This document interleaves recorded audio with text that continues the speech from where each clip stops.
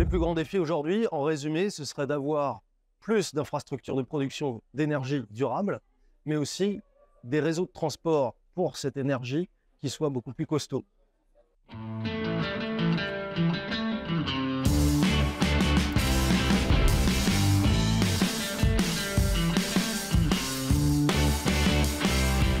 Oui, en France, on a à l'heure actuelle suffisamment d'énergie et on a certainement de très bons réseaux, mais on est certainement dans un futur proche face à un mur électrique, puisque par exemple l'Agence internationale de l'énergie a estimé que d'ici 2026, la consommation seule des data centers, par exemple, dans une économie très digitalisée, sera l'équivalent de la consommation annuelle du Japon, avec 1000 TWh.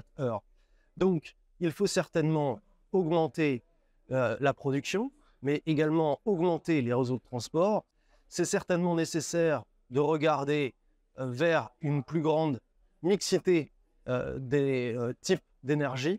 Donc, regardons par exemple plus d'énergie renouvelable avec un plus grand nombre d'énergies renouvelables, mais il faut aussi voir que dans ces énergies renouvelables, l'éolien onshore subit effectivement une limite d'acceptabilité, mais aussi une limite de territorialité, et le solaire, lui, subit également peut-être les mêmes difficultés. D'autre part, si on regarde l'éolien offshore, on cite également un exemple, en France, en Pologne, en Norvège, on essaye de rattraper le retard, mais on est toujours très en deçà de grands pays européens qui ont développé beaucoup plus tôt. Donc il y a un manque certainement en termes de production et il faut certainement aller chercher également un renforcement des réseaux. Il est estimé par l'Union européenne qu'on a un besoin d'investissement dans les réseaux de transport d'énergie d'environ 600 milliards juste pour l'électricité d'ici 2030. Donc c'est considérable.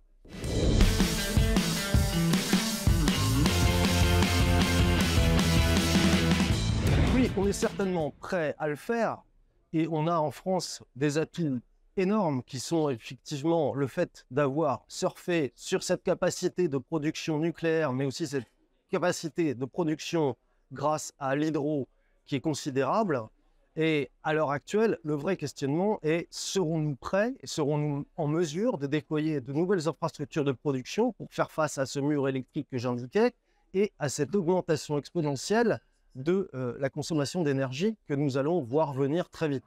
Et donc, la réponse est certainement de trouver un panachage, comme je le disais, plus grand, avec plus de sources d'énergie qu'il va falloir accompagner, mais également trouver une solution pour financer l'extension des réseaux de transport. L'extension des réseaux de transport, ça veut dire effectivement, peut-être, ne pas seulement financer sur le public et peut-être faire rentrer des capitaux privés pour des investissements qui sont considérables et que seul le secteur public ne pourra peut-être pas, ni en France ni au niveau européen, permettre de combler.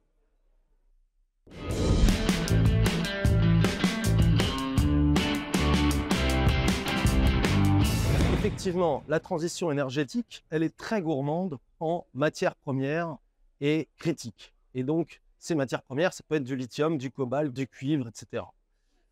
Les batteries qu'on utilise, par exemple, dans les voitures, qui sont l'un des grands enjeux de transition énergétique, sont très énergivores. On estime que d'ici 2050, on aura un triplement des besoins en matières critiques. Donc, c'est absolument considérable. On va sans doute excaver nos sous-sols de manière sans précédent par rapport à ce qu'on a connu jusqu'à présent depuis le début de notre civilisation.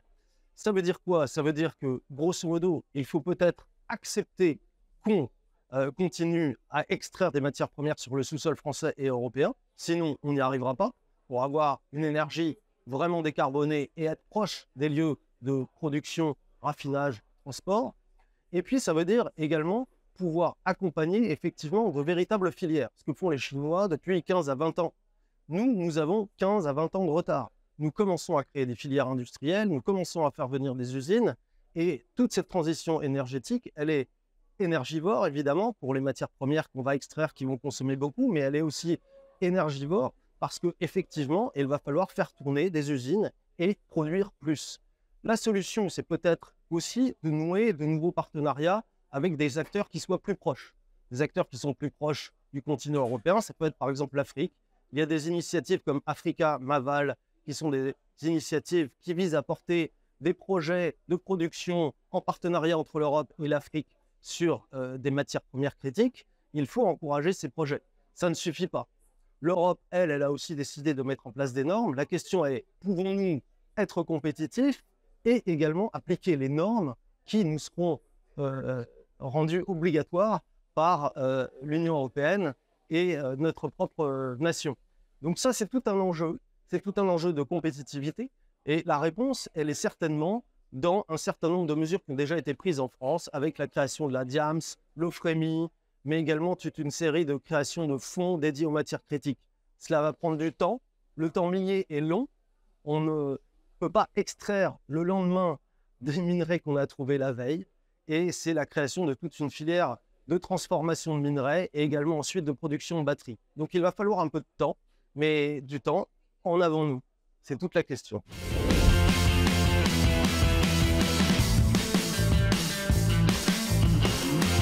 Infrawix, ça fait déjà quelques années qu'on est partenaire, intervenant, et je pense que c'est un événement très important pour l'écosystème français et européen, car c'est un événement qui réunit les acteurs de premier plan, qui sont ceux qui financent les infrastructures, ceux qui déterminent les tendances de l'avenir, et donc c'est pour nous un moyen d'être proche de nos clients, d'être proche de nos partenaires et de pouvoir échanger sur des sujets d'actualité et les sujets qui vont faire l'année qui vient.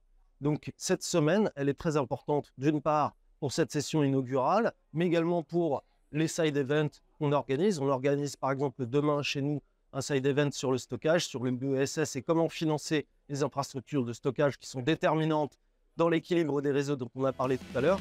C'est un exemple parmi d'autres.